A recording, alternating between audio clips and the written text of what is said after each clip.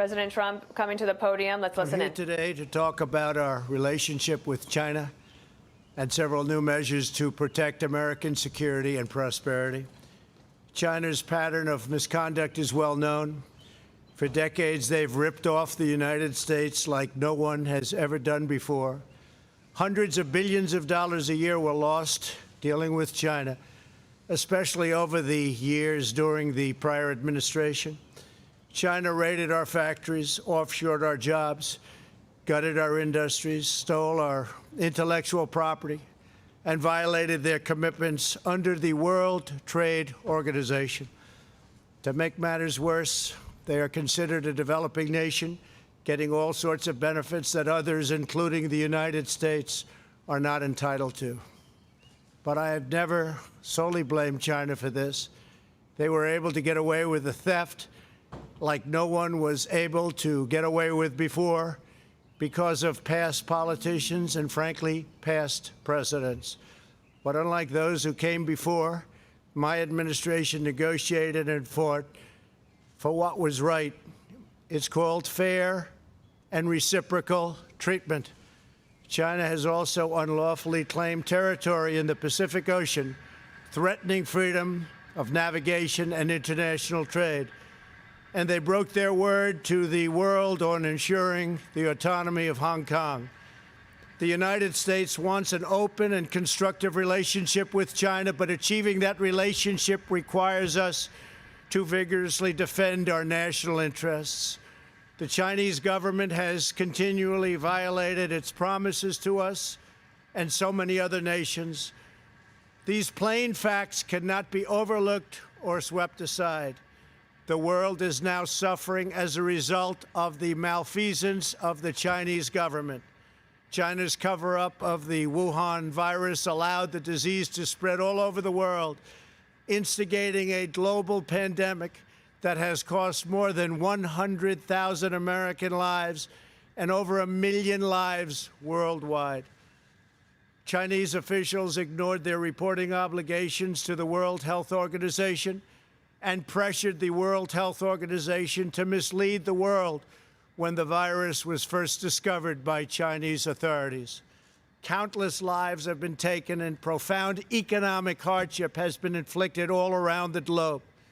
They strongly recommended against me doing the early ban from China, but I did it anyway and was proven to be 100% correct. China has total control over the World Health Organization, despite only paying $40 million per year compared to what the United States has been paying, which is approximately $450 million a year. We have detailed the reforms that it must make and engage with them directly, but they have refused to act. Because they have failed to make the requested and greatly needed reforms, we will be today terminating our relationship with the World Health Organization and redirecting those funds to other worldwide and deserving urgent global public health needs. The world needs answers from China on the virus. We must have transparency. Why is it that China shut off infected people from Wuhan to all other parts of China? It went nowhere else. It didn't go to Beijing. It went nowhere else. But they allowed them to freely travel throughout the world, including Europe and the United States. The death and destruction caused by this is incalculable.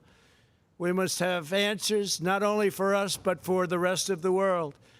This pandemic has underscored the crucial importance of building up America's economic independence, reshoring our critical supply chains, and protecting America's scientific and technological advances. For years, the government of China has conducted illicit espionage to steal our industrial secrets, of which there are many. Today, I will issue a proclamation to better secure our nation's vital university research and to suspend the entry of certain foreign nationals from China who we have identified as potential security risks.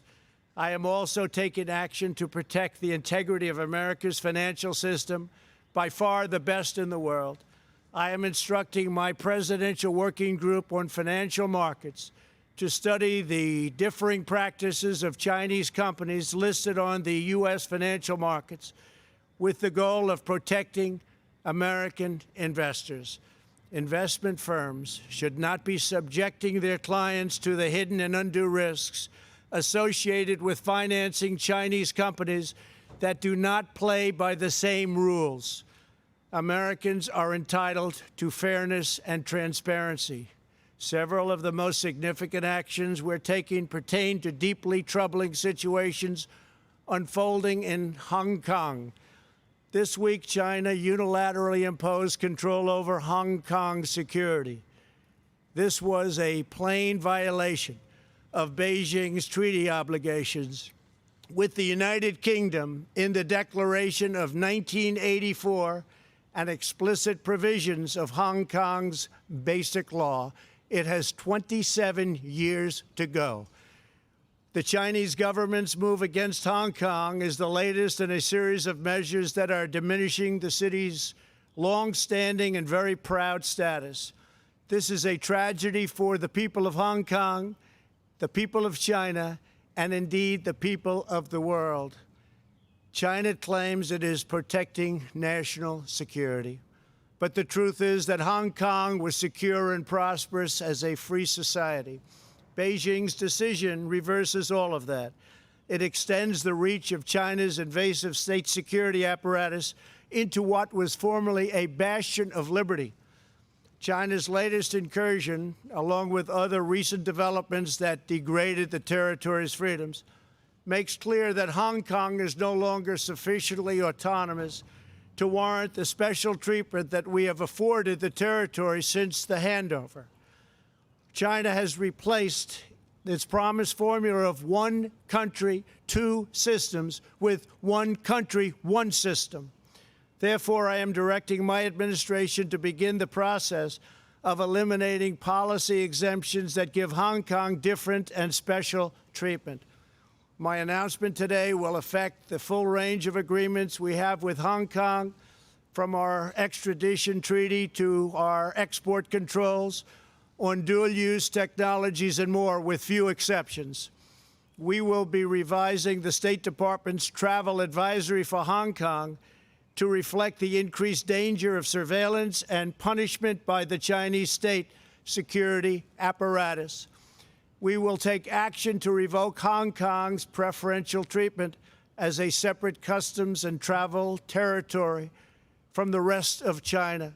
The United States will also take necessary steps to sanction PRC and Hong Kong officials directly or indirectly involved in eroding Hong Kong's autonomy and just, if you take a look, absolutely smothering Hong Kong's freedom. Our actions will be strong. Our actions will be meaningful. More than 2 decades ago, on a rainy night in 1997, British soldiers lowered the Union flag and Chinese soldiers raised the Chinese flag in Hong Kong. The people of Hong Kong felt simultaneously proud of their Chinese heritage and their unique Hong Kong identity. The people of Hong Kong hoped that in the years and decades to come, China would increasingly come to resemble its most radiant and dynamic city. The rest of the world was electrified by a sense of optimism that Hong Kong was a glimpse into China's future, not that Hong Kong would grow into a reflection of China's past. In every decision, I will continue to proudly defend and protect the workers, families, and citizens of the United States of America. Thank you very much. Thank you.